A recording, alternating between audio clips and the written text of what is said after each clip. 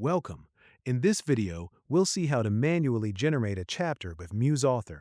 We are at the sixth step of the guided workflow. The outline is already ready, and now it's time for the actual writing. You select the chapter from the index and start the generation.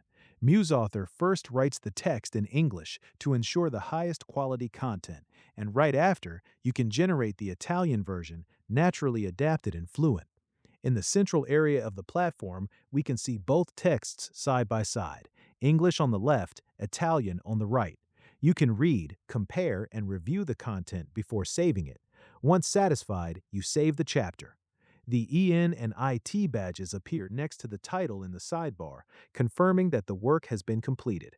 And so, chapter by chapter, the book takes shape.